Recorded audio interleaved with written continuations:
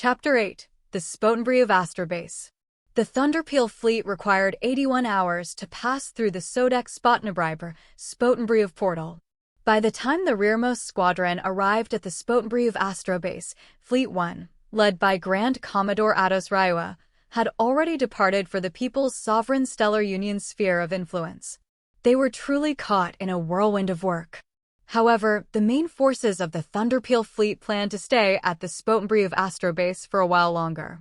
That was because they had to wait for groups of ships that had yet to arrive, and it was also to daunt enemy forces lurking in Lokvakar. The Spotenbry of Astrobase was a star system with a yellow dwarf at its center. All Astrobases, without exception, sported lovely land worlds where NCCs could recharge their batteries.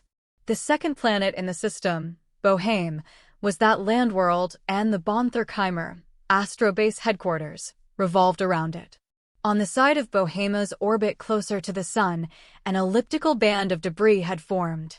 That was where the Astrobase industrial plants were concentrated.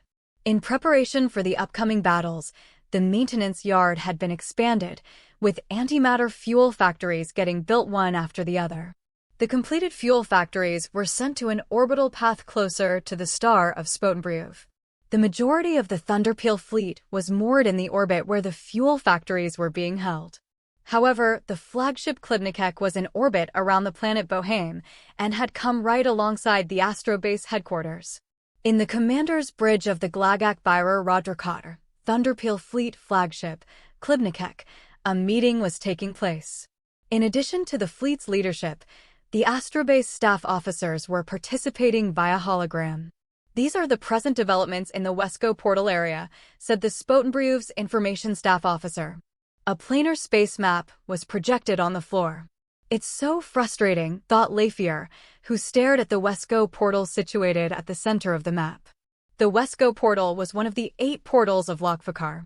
In planar space, it was within hailing distance of the Spotenbry portal, and if one were to pass through it, they would emerge to find the sun that bore Lafier's surname and the capital that revolved around it.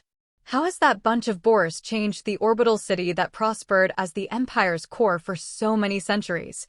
Whenever Lafier thought about that, she could feel her chest constrict, and sometimes she even felt suffocated. She would get seized by the sensation that her composure was eroding, and by the desire to just scream, no matter what nonsense came out of her mouth. She was dying to retake the capital.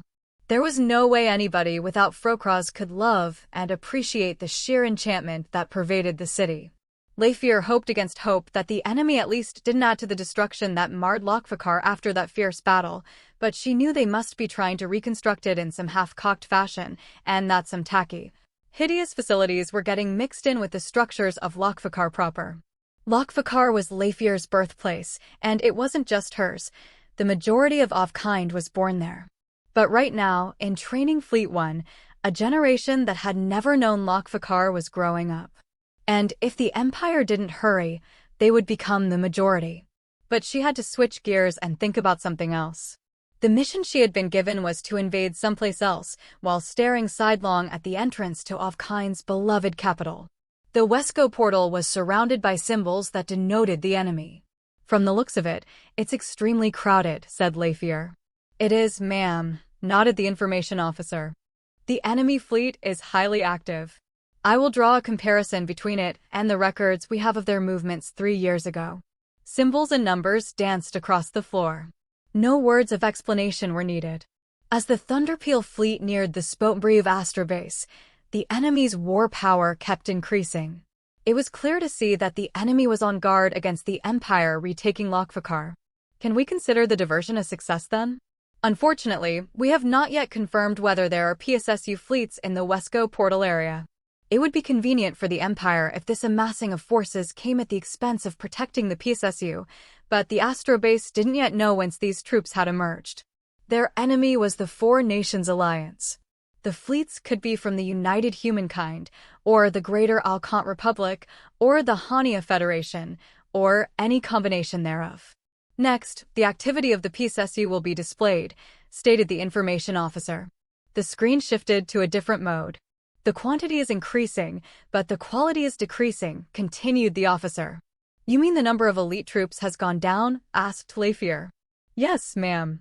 So far, we have not identified any elite-level troops deployed in this area. Here is a list of the troops that can be identified at present. A chart rose up in midair. It's based on what was observed 30 days ago. In blue are the troops whose positions used to be identified, but whose current whereabouts are unknown. In yellow are those whose past and present positions are known. In red are the new and additional troops. The corps that disappeared contained state-of-the-art ships, while the newly appearing corps were composed of old-model ships. The number of ships had increased overall, but their relative war potential had nevertheless decreased. Might it be possible that they have forces or firepower we have yet to grasp? Asked Sabash. The chances of that are exceedingly low, sir, said the information officer confidently. Lafier had no interest in the source of the information officer's confidence. This was the first time they had met, but she knew that he and his subordinates were experts at information analysis, and that was enough for her.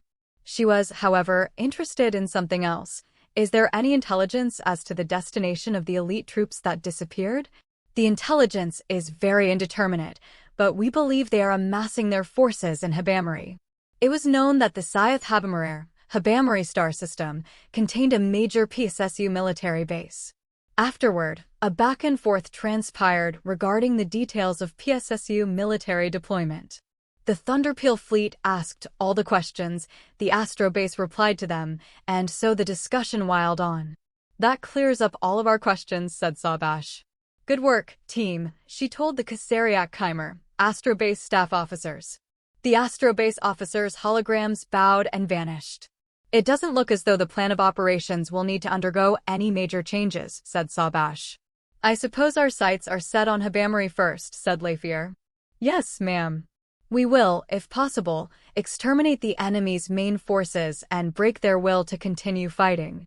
If the enemy's main forces are annihilated, said Fleet 5 Commander-in-Chief Star Forces Admiral Spore, will those fine folks throw up their hands and surrender without a fuss?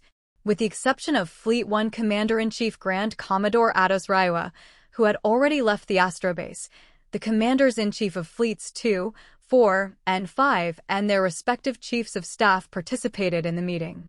It was not Sabash who replied, but rather the Fleet 4 Commander-in-Chief, Commodore Dasef. I believe we can place our confidence in that possibility. What makes you so certain, Lanyu? Lafier reckoned that the reason Spore looked so puzzled was that she wasn't expecting him to be the one to reply. For her part, Lafier didn't feel it was odd in any way. Dasef was well-versed when it came to the internal affairs of their enemy nations.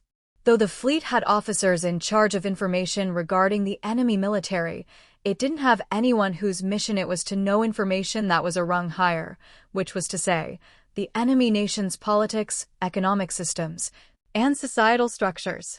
The Empire had an organ whose specialty lay in accruing and analyzing general information as to the enemy nations, but it didn't really come up much at the fleet command level. That information was put to use by Central for high-level diplomacy and war strategy. The fleets were just there to silently carry out the operations that Central decided on. That being said, Dasef was more informed about the enemy nation's circumstances than his professional duties required him to be.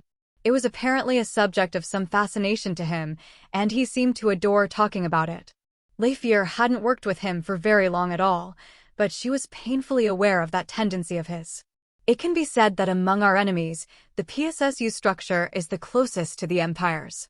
Each star system has an exceedingly high degree of independence. With only a handful of exceptions, they can mostly operate self-sufficiently. The majority of PSSU systems won't be in dire straits if they're cut off from other systems. For a political structure like that, there's nary any point to having a federal government. For all intents and purposes, that federal government exists to maintain the military.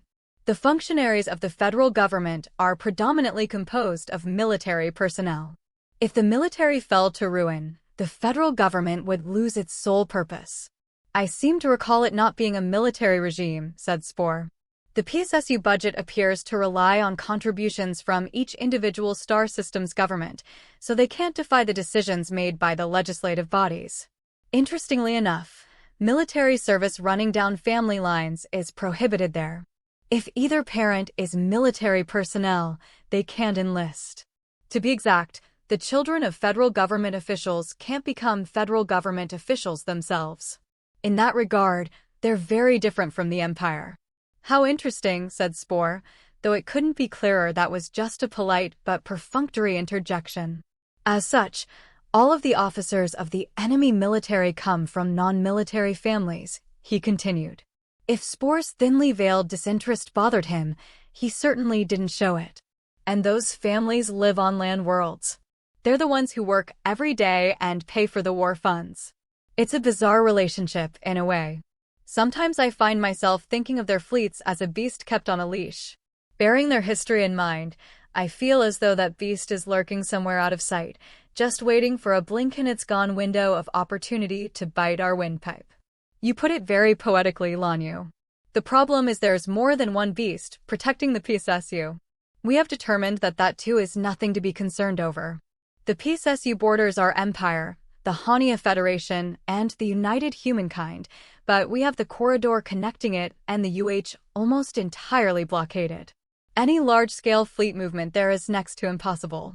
Of course, they might conceivably be capable of sending in reinforcements going by way of the Greater Alcant Republic, but considering their present war potential, that seems far from likely. That leaves the Hania Federation as a possibility, but in light of the behavioral patterns evident in their history, they will probably expend every effort to fortify their own nation's defenses. They will need to make provisions for the Skir monarchy. They will also, of course, surmise that our goal is Skir in short order. They will predict that, should Operation Thunderpeel prove successful, the pressure coming from the direction of Skir will grow steadily more formidable. If so, then they will preserve their assets in case that comes to pass. They won't go out of their way to travel to other nations. If allied nations attempt to pass through their sphere of influence in order to rescue the PSSU, they might even get detained. The reasoning being along the lines of, if you're going to go save them, then lend us a hand and protect us too. Allied forces may already be stationed in the PSSU sphere of influence, but it's difficult to imagine there will be any additional aid beyond that. At base, the PSSU will have to resist us unassisted. It seems military command thinks so as well, said Leifier. She wanted this topic of conversation to come to a close. I'm delighted to hear that, said Spore. We're just going to stay here and house-sit the area, after all. I want this tedious business to be over with. Leifier didn't bother lecturing her by saying this is an important mission or the like. Spore would find it entertaining, but Leifier had no desire to be her jester. Not only did Spore have a much longer career in the military than she did, but she was indisputably a soldier par excellence. She was already totally aware of the importance of her mission. Spore wasn't looking down on the task she had been given. She simply didn't like it.